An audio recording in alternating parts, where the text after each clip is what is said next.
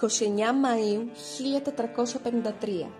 Η Ανατολική Ρωμαϊκή Αυτοκρατορία, η οποία έχει πλέον περιοριστεί στον ελλαδικό χώρο, καταρρέει.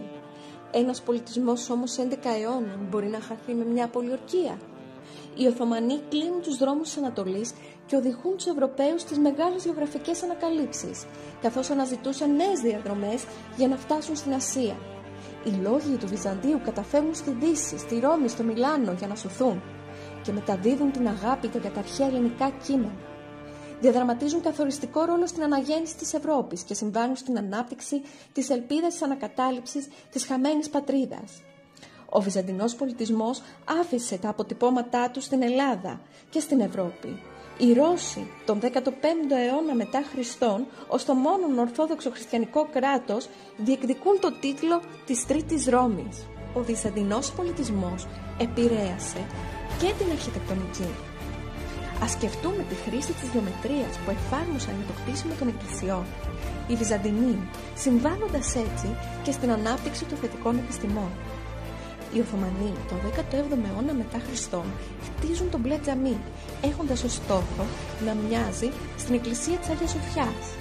Ο Άγιος Σάββας της Σερβίας, ο μεγαλύτερος ορθόδοξος ναός των Βαλκανίων, χτίζεται τον 20ο αιώνα μετά Χριστόν με σκοπό να μοιάζει στην Αγία Σοφιά.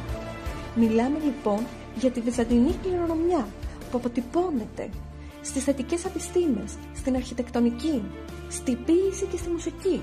Η νεότερη ποίηση και μουσική βασίζεται στη βυζαντινή ποίηση και μουσική, όπως θα διαπιστώσουμε στη συνέχεια. Πάνω στην ίδια ακριβώς μετρική και ρυθμική ποίηση, στην οποία πριν από 13 αιώνες ο Ιωάννης ο Δαμασκηνός, Άγιος της Εκκλησίας μας, μεγάλος συνθέτης που έζησε στα Ιεροσόλυμα τον 7ο αιώνα, συνέθεσε τους ηρμούς του ακαθίστου ύμνου, δηλαδή τα τροπάρια που προηγούνται των οδών και αποτελούν το συνδετικό τους κρίκο, και έτσι έχουμε από τότε το περίφημο «Ανοίξω το στόμα μου και πληρωθήσετε πνεύματος».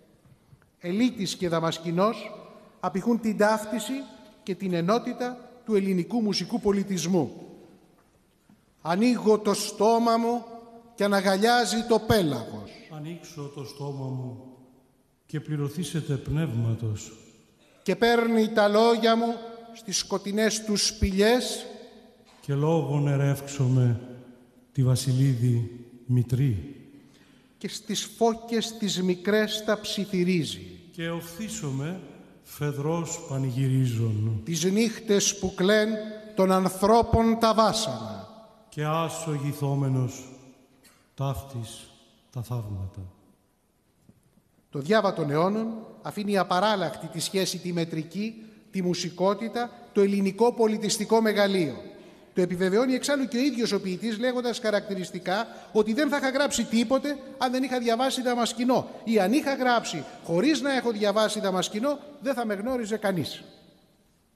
Ο βυζαντινός πολιτισμός λοιπόν συνέβαλε στην ανάπτυξη των θετικών και θεωρητικών επιστημών και προετοίμασε το έδαφος για την ανάπτυξη αυτών των επιστημών στην Ευρώπη κατά την αναγέννηση.